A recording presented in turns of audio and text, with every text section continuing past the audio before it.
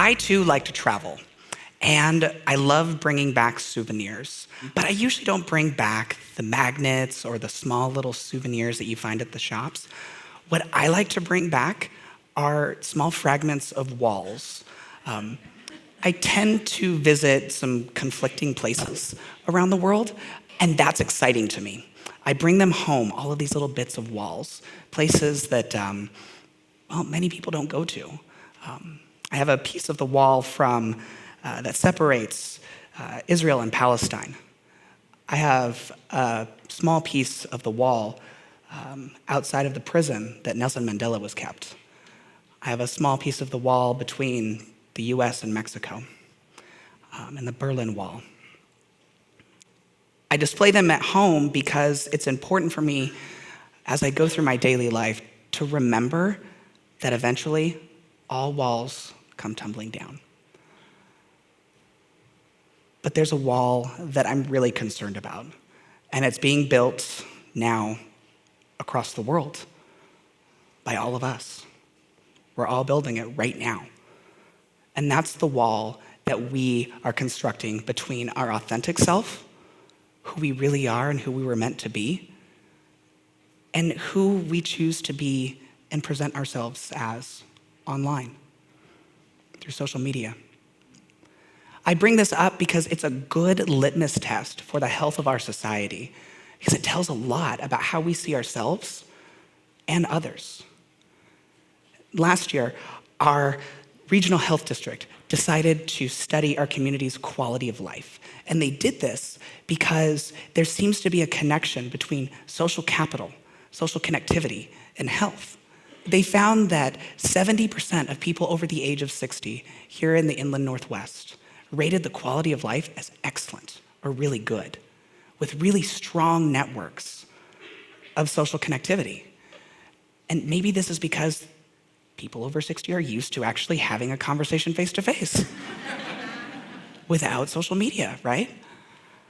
And I bring that up because by contrast, millennials and young people, only half rated the quality of life as good or excellent. Young people are more susceptible to suffer from depression and anxiety disorders, and even PTSD. And there are studies out there that actually suggest that after the advent of major social media platforms, youth suicide rates skyrocketed. Given this data, it is not healthy to live your life alone.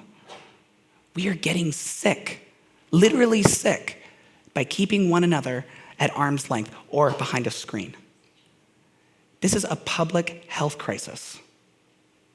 People are dying. My generation was taught that the speed at which we communicate and share things online will be the answer to all of the world's problems.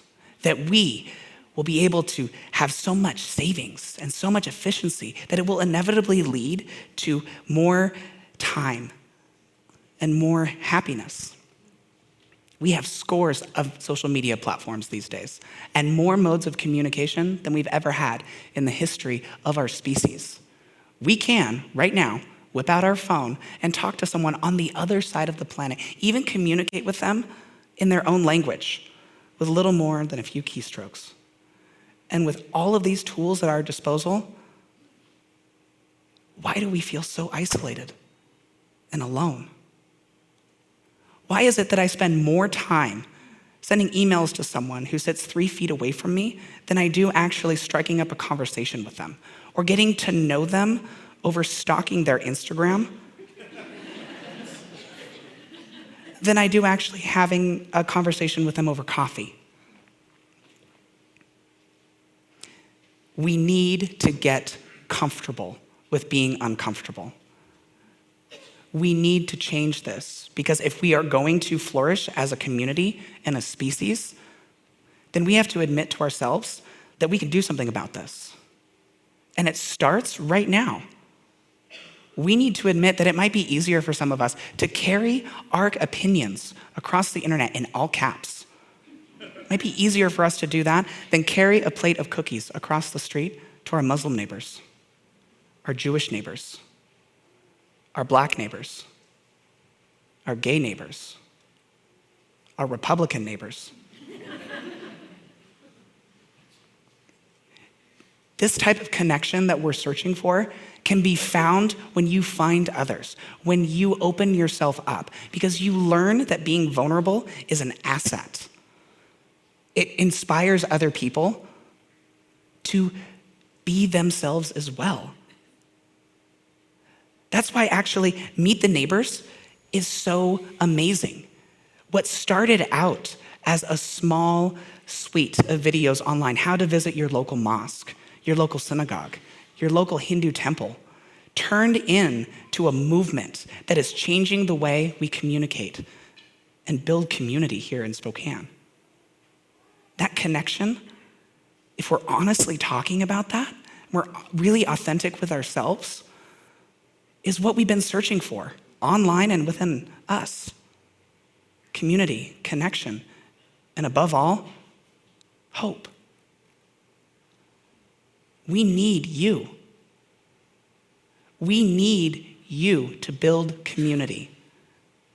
We need to remember that our self-worth is not tied to how many followers we have or how many likes our last post accrued.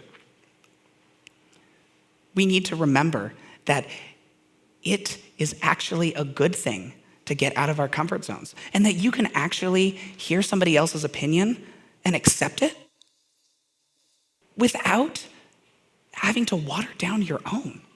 Do you remember those days? If you've never been to a mosque, visit a mosque. The next time you go through a checkout line and the cashier asks you, "How is your day going?" respond with more than just one word or a grumble. Next time you're on the bus, strike up a conversation with a stranger. You'll be so excited because this is so liberating. The most important thing you can do, actually, is free yourself from the notion that you can't change your mind. Sometimes the biggest problem that we have with setting our beliefs in stone is that they are unable to move with us through life and experience the richness of human experience along with us. And then what happens is that you actually become more obsessed with pledging allegiance to the opinions of yesterday than you do to yourself and to others in community. And it becomes more important to be right over being compassionate. This epidemic, this health crisis, is eroding our communities and our neighborhoods and turning our cities into row houses and cul-de-sacs where the only sounds that's heard are sprinklers. We can do better. We need to do better. When you get out of your comfort zone and you meet your neighbors and you strike up a conversation with strangers, you begin to realize that the world opens. You have value. The stranger next to you right now has value. I challenge every single one of you to look at them. I'll wait. Make eye contact. Because that person next to you has value and a unique vantage point that is needed. You have a unique vantage point that is needed and value. Turban or not, kippot or not, hijab or not, faith or not. You are exactly what we need. And look outside. It's desperately needed. When you pull back the curtain of the technology that you have that has actually facilitated some of our isolation, you will realize that it's not all about you, that it's about us. This is the gift of human connection. Be the gift you were gifted to be. Now go out there and talk to a stranger. Thank you.